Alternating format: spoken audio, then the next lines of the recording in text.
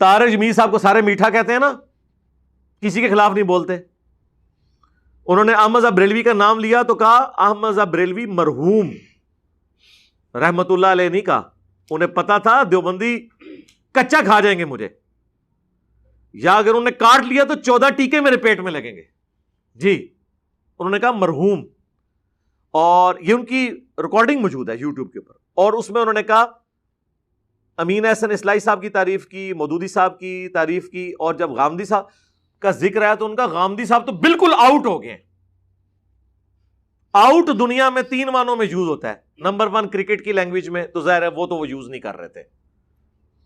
دوسرا آؤٹ کہتے ہیں کہ جو اسلام سے ہی آؤٹ ہو گیا, بالکل آؤٹ ہو گیا, چلیں ہم اس نے ظن رکھتے ہیں, یہ بھی نہیں کہا ہوگا انہوں نے.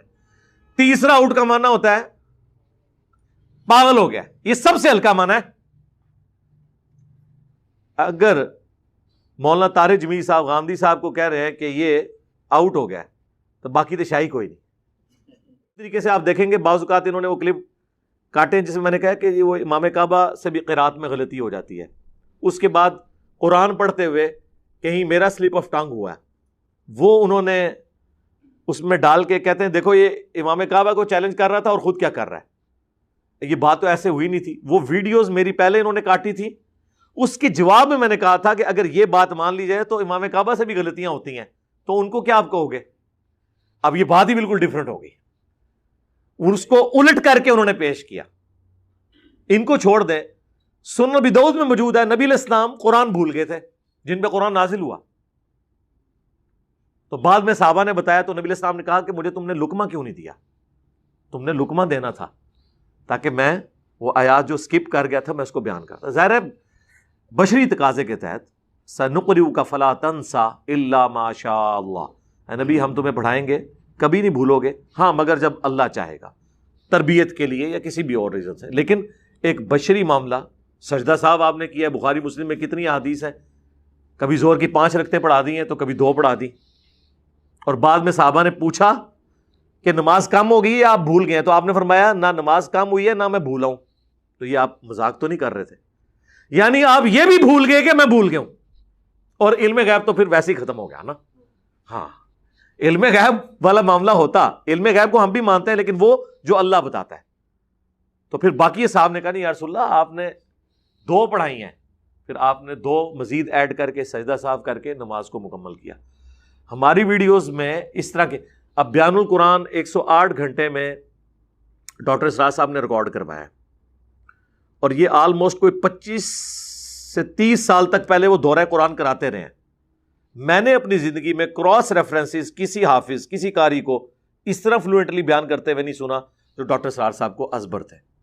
اس کے باوجود 67 ایئرز کی ایج میں جب انہوں نے بیان القرآن 1998 میں ریکارڈ کروایا 108 گھنٹے میں, روزانہ 4 گھنٹے بیٹھ کے رمضان کے اندر, اس میں بھی قرآن پڑھتے ہوئے درجنوں جگہ پہ انہوں نے زیر زبر کی غلطی کی ہے, اور میں نے کئی بار نوٹ کی ہیں.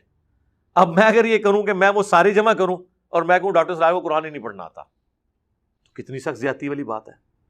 اور میں نے ان کو کہا تھا میری تو آج سے 10-12 سال پہلے کی ویڈیوز ریکارڈڈ ہیں نماز پڑھاتے ہوئے مختلف اوقات میں قرات کی.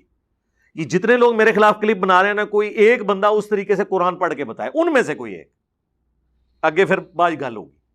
اور جڑے وڈے وڈے نے تواڈے تقی عثمانی صاحب مجہول عربی پڑھتے ہیں, کیونکہ علماء کو مجہول عربی اور قرآن معروف عربی میں, اس لیے دیکھیں قاری کسی عالم کو نہیں مانتے, کہتے ہیں عالموں کو قرآن پڑھنا ہی نہیں آتا, کیونکہ انہوں نے ہے بے تے کے ساتھ پڑھا ہوتا ہے. آپ جتنے بھی بڑے بڑے علماء ہیں کبھی ان کو عربی پڑھتے ہوئے دیکھیں. یہ مولانا طارق جمیل صاحب تو ایک یونیک پرسنالٹی ہے نا, کہ وہ ان کا ایک شغف ہے عربی کے ساتھ. ادروائز عام علماء, آپ جتنے بڑے بڑے علماء ہیں, جب ان کو قرآن, سید جواد نقوی صاحب کو آپ قرآن پڑھتے ہوئے سن لیں, مجہول قرآن کے الفاظ پڑھ رہے ہوں گے. ڈاکٹر ذاکر نائک تو مجہول پلس زبر زیر تک کی غلطی کرتے ہیں, تو میں آپ کو اسے قرآن نہیں آتا. ہاں اس کا بیٹا جو ہے اس کی قرات بہت اچھی ہے, کیونکہ وہ محمد بن سعود یونیورسٹی سے پڑھا, اس نے باقاعدہ علم حاصل کیا. احمد دیداد صاحب پوری دنیا میں جنہوں نے کرسچینٹی کو للکارا ہے, قرآن میں ان کے کتنی غلطیاں ہوتی ہیں, لحن جلی ہوتا ہے. یہ عین اور الف کا فرق, سین صاد ثا کا فرق, بعد اس کا ایک مخرج ہے, تو ہم مذاق اڑانا شروع کر دیں گے اس طریقے سے کہ جی وہ ناظرہ قرآن دیکھ کے بھی نہیں پڑھ سکتا. یہ علماء نے کلپ بنائے ہوئے ہیں ناظرہ قرآن, اور وہ علماء جن کی اپنی پروننسیشن درست نہیں ہے. لائیں حافظ سعید صاحب کو کہیں قرات کریں, ساجد میر صاحب قرات کریں, ساجد نقوی صاحب قرات کریں, مفتی منیب صاحب کریں, اور تقی عثمانی صاحب. ان کی مرضی کی صورت ہوگی, مجھے بتائیں بھی نہ.